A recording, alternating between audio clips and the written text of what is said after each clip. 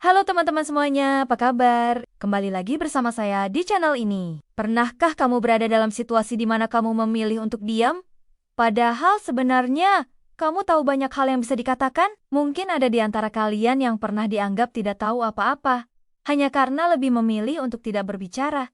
Tapi tahukah kamu, diam itu adalah sebuah kekuatan. Ya, diam bukan berarti kita tidak tahu.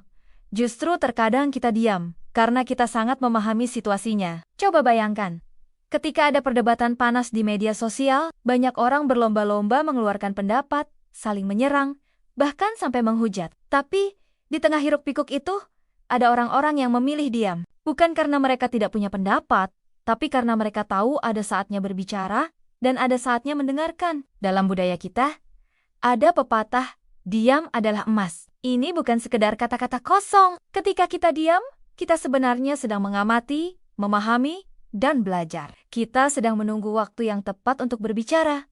Saat kata-kata kita benar-benar bermakna dan bermanfaat. Bayangkan sebuah sungai, air yang dalam selalu tenang mengalir.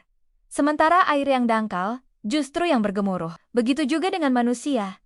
Mereka yang benar-benar bijak tidak selalu merasa perlu memamerkan kebijaksanaannya. Tapi ingat, memilih untuk diam bukan berarti kita harus selalu diam. Ada saatnya kita perlu bersuara ketika melihat ketidakadilan, ketika perlu membela kebenaran, atau ketika ada yang membutuhkan dukungan kita. Yang penting adalah bagaimana kita bisa memilih dengan bijak, kapan harus berbicara, dan kapan harus diam. Diam juga bisa menjadi bentuk penghormatan. Ketika kita mendengarkan orang lain dengan seksama, tanpa terburu-buru untuk menyela atau membantah, kita sebenarnya sedang menghargai mereka. Ini menunjukkan kedewasaan dan kematangan emosional kita. Jadi, mulai sekarang, jangan ragu untuk memilih diam ketika memang itu yang terbaik. Ingat, orang yang benar-benar kuat adalah mereka yang bisa mengendalikan kata-katanya, bukan yang selalu harus mengutarakan pendapatnya. Dan kepada kamu yang sering memilih untuk diam, kamu tidak sendirian. Kamu tidak perlu merasa inferior hanya karena tidak selalu vokal seperti yang lain. Justru,